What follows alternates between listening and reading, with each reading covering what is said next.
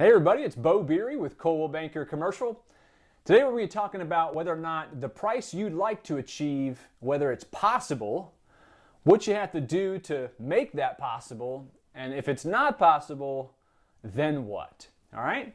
So I've come up with a scenario here. It's kind of a spreadsheet that I use quite often with customers that's just really quick to do and kind of gives you a quick barometer on whether or not the price they're looking for is reasonable and what that means as far as what that property looks like and what kind of rents you have to achieve to make that possible, okay? So let's say we got a 150 unit apartment complex. The customer wants to earn $85,000 a unit, which is a $12,750,000 price.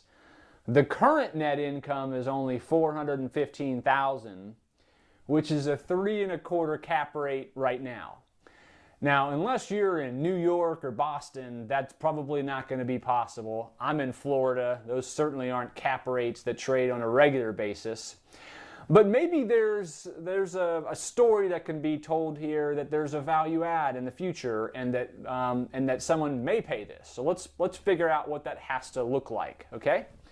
So essentially what I'm going to do here is I'm going to reverse engineer a pro forma in order to answer this question. So you know how in a regular pro forma, you got potential gross income minus vacancy equals effective gross income minus expenses equals net income divided by a cap rate, and that gets you to a value.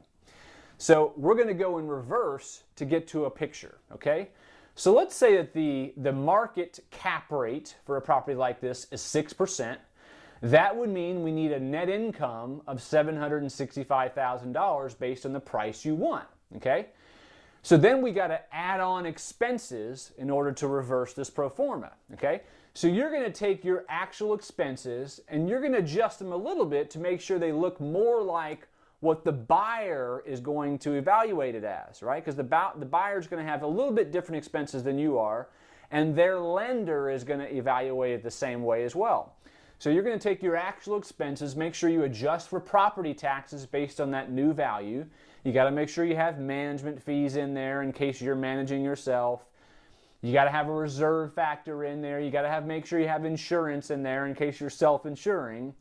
And all those have to add up to normal metrics, okay? If you come up with an expense, a total expenses of like $2,700 a unit per year, no buyer or their lender is going to fall for that, right? So your expenses have to make sense. So now what you do is you take that net income plus the expenses. That gets you to an effective gross income, which is after vacancy, of $1,455,000. Now I have to add on that vacancy. Let's say that the market vacancy is 7%, so we're going to add $110,000 on there, and we're going to get to a potential gross income of $1,564,000. Now what does that mean? That means that all 150 units have to average an asking rent and being an achieved rent of $869 a month per unit in order to, after a 7% vacancy and after your expenses, get to that net income that makes the $12,750,000 asking price reasonable. So what does this mean? Well, your current in-place rents are $600 a month. So that's a 45% increase in rent that would have to happen to make sense of that, which is probably impossible. I mean, a $269 a month jump, that is huge, right? So right away, you can tell, the seller should be able to tell at this time, okay, well, this price I'm looking for, thanks for showing me that, Bo. I can see how that doesn't make sense. Let's talk about what does make sense.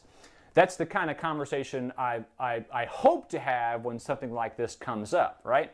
So now the seller is faced with two things. Number one, you can either make the improvements yourself over time, you improve the management, you get the rents up. Oh, and by the way, big thing I missed was this doesn't even count the fact that you're going to have to put huge renovations into there in order to have a $269 a month jump, if that jump is even possible, okay? So this isn't a little $5,000 to $6,000 per unit renovation project. This is going to be $15,000 to $20,000 a unit to have that kind of jump. All right, so that's not even in this. That's not even in this scenario. That just goes to show more how this is probably not possible. So you got two different ways to go here. You can either do the improvements yourself, and the question is, do you have the capital? And then secondly, do you have the expertise? So if you have the capital, then the question is, do you have the experience and the know-how, and do you know what those kinds of renters at the $900 a month mark want in their kitchens and their bathrooms? Do you know how to select the right appliances, the right flooring, the right colors on the outside, the right roof, the amenities? So if you've got the capital and the expertise to do this, the risk you have is that you're going to miss the height of the market. You may miss the height of the market. Now we're in 2018 right now. We're at the height of the market. A project like this, to turn that many units into that kind of rent, could take 18 to 24 months easily. So your risk is that you miss the height of the market pricing. You have interest rate risk. In 2018, we're expecting 3 to 4 interest rate hikes of a quarter point each, okay? And we don't know what 2019 holds, but that's a risk. I also have the word etc. here. Well, there could be, market factors, stock market stuff, terrorist attacks, whatever the case may be, could alter that. The second thing you might think about is, or you could sell to a value add person, and those groups oftentimes pay above market pricing if they feel like there's enough room there in the rent. So let's say that the actual rent you could achieve in the next year and a half to 2 years is $750, $775. So then that buyer has to figure out whether or not they're willing to pay lower than a 6% cap valuation on your current NOI in order to still achieve those rents and achieve the kind of rate of return, okay? That's the kind of, now those types of scenarios take some working and so forth, but they can be done, and you can figure out whether or not you need to do it yourself or whether or not you should just sell for more than it's worth now, be happy, cash the check. I run through this scenario a lot with sellers. It's very effective. If you want this spreadsheet, just shoot me an email. I'll be happy to share it with you. Thanks for taking a listen. Bye.